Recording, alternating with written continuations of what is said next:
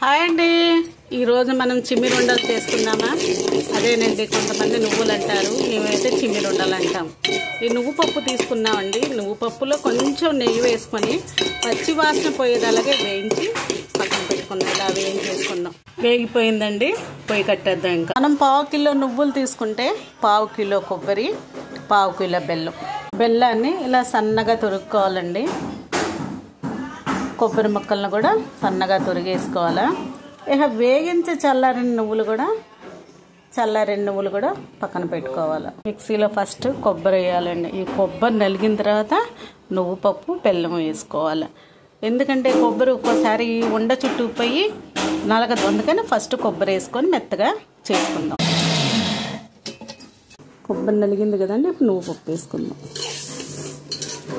మాల అయితే సమత్త అయిన తర్వాత, సమత్త అయిన ఆడపిల్లకి ఇదే పెడతారు. వచ్చిన ముత్తైదువులకి ఇలాగ ముద్దలు చేసి చిమ్మిరి ఉండలు అంటారు. మాలో కంపల్సరీగా ఇది చేస్తారండి. ఆడపిల్లలకి నడుములు బలం అని చెప్పి ఈ 11 రోజులు కూడా నువ్వులు ఉండలు పెడతారు. మొత్తం ఇలా కలిపేసుకుందామండి. మిక్సీ పట్టుకున్నాం కదా, కలుపుకొని ముద్దలు చేసుకుందాం.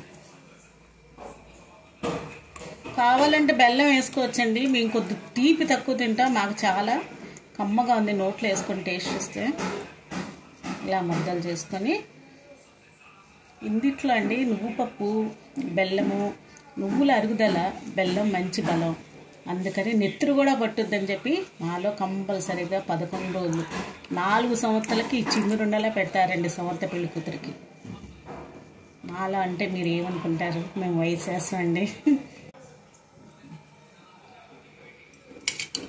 ఈ పిండి అంతా శుభ్రంగా ముద్దలు చేసేసుకున్నామండి. మా ఇంట్లో మా అమ్మాయి ఎప్పుడెప్పుడా అని ఎదురు చూస్తుంది. అప్పుడు తినమ్మా అంటే తినలేదు, ఇన్నాళ్ళకి తినాలనిపించిందంట, అందుకని చేయించుకొని తింటుందండి. రేపు పీజీకి వెళ్ళిపోతుంది.